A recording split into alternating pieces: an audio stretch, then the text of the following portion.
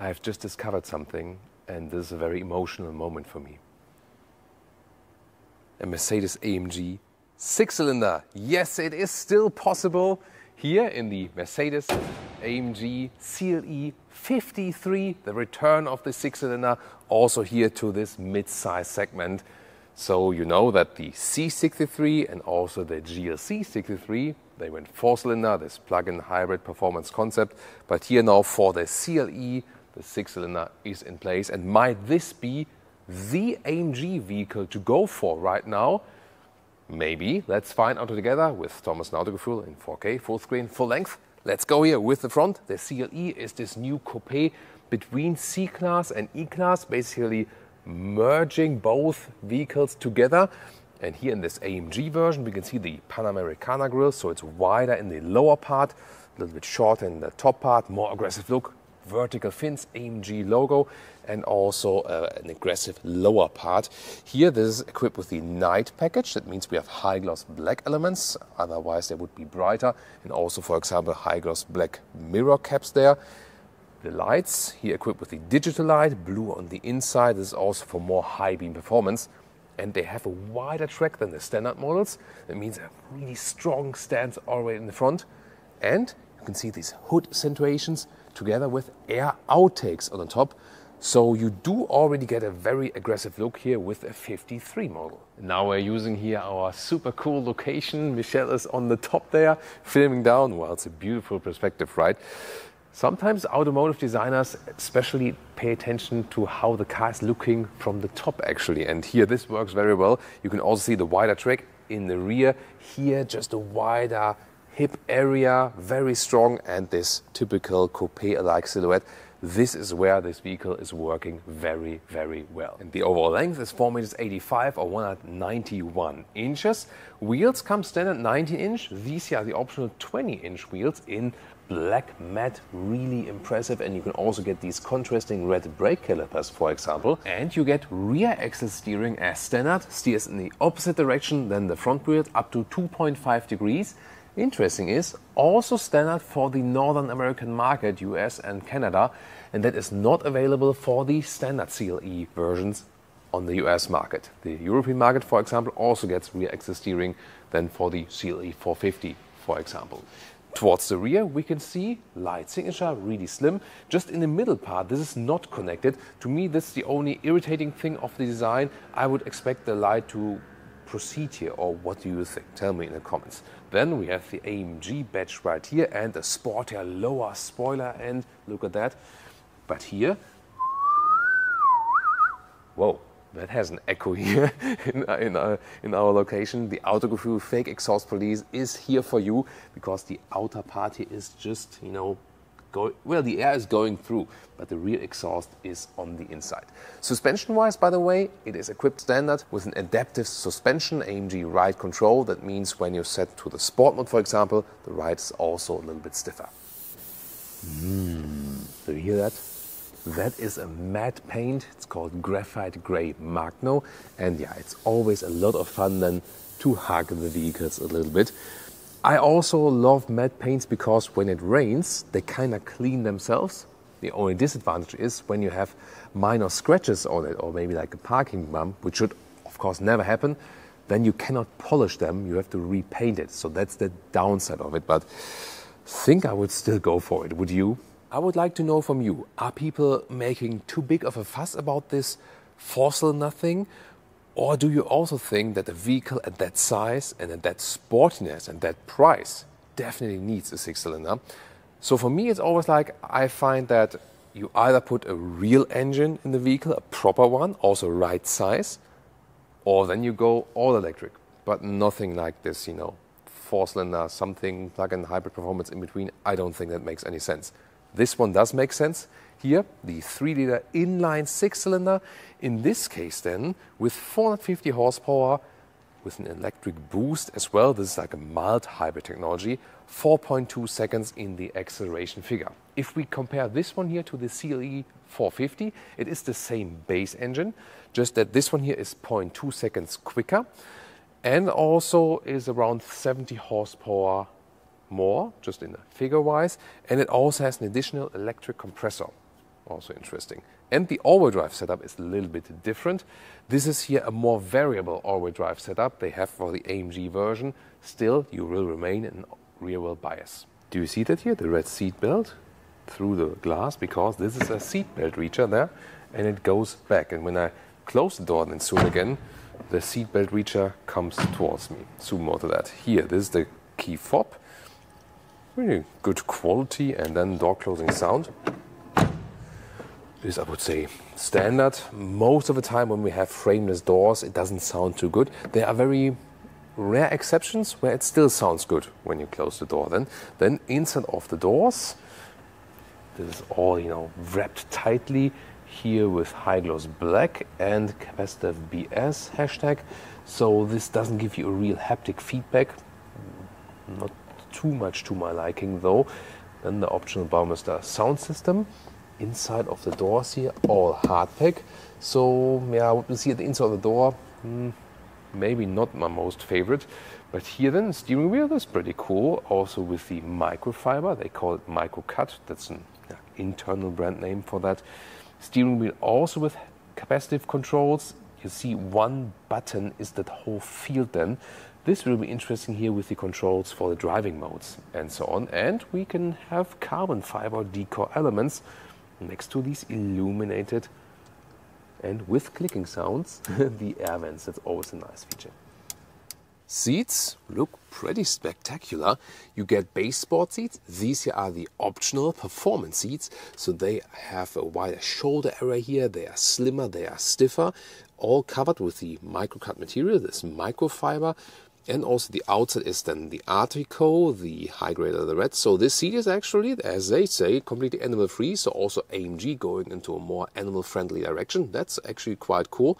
And the normal sports seat give you a little bit better, you know, softer cushioning as for comfort and so on. These ones definitely very stiff. I have to see it in the driving part how it plays out long term. But I would say spontaneously, you would rather go for the base sport seat if you want most comfort. These ones would be more suitable for the racetrack and so on. Then headroom here with 189 or 6'2". Look at that, still some headroom left. And there is this panoramic roof here, and you can still open that one. And I do appreciate that because we see so many fixed glass roofs nowadays, and this one is a very wide opening actually. And it also has this shade. It comes forward here now just a little bit, so you can also put that shade completely in the front if it's really hot. In order to use this service, you need online voice control. Please check your Mercedes Me settings. Look at that here, cool feature. You could put the lower part, a little bit longer of that seat here. And yes, you can drop your dirty comments right now, right here in the comments. Yeah, it looks really spectacular, doesn't it? Works for the co-driver seat and also for the driver seat. Interior cockpit overview, 11.9-inch digital instruments, 12.3-inch rather vertical oriented screen, a rather known Mercedes interior, some sporty features definitely like this microfiber steering wheel, and here we can also see these controls here for the driving mode selector, for example. They also switched then in the screen. That's pretty cool. And on the left side I can, for example, activate the exhaust note. Not allowed to hear that one today yet, but we'll keep you updated with that, of course. So for the user interface, especially with the controls here, it's actually quite good. Yes, the climate control is in the screen, but for that it always stays here and it's relatively easy to use. Digital instruments feature the standard Mercedes look, but also sport mode. And now here for the AMG is also the super sport mode or even the track pace when you visit the racetrack. And also the head-up display is highly adjustable, race view, super sport, standard, minimal. I don't know what the infotainment system is telling me now, but here this is the settings for the head-up display. So you can also choose between all these options here. Infotainment system has this latest app view. We also know from the all-new E-Class, for example, so you can easier control everything. And you also have AMG specific gauges here, for example, to have some live vehicle feed while controlling it. And you have this animation of the IWC clock, so you don't have an analog thing in here, but you can use this one here as a digital stopwatch, for example. Middle console, yeah, high gloss black in the middle part. not my favorite. Here on the inside, then you have cup holders. They are somewhat adaptive, but they don't hold higher bottles tight. In the front, what's pretty cool, there's an inductive charging pad, which is also cool. It sucks away the hot air. The only thing is this rubber pad. Sometimes when you put your smartphone on there and then you put it out, you might take this one out with it, actually. I like the split armrest here in the middle. That's pretty nice. And also have USB-C charging and the closing sound.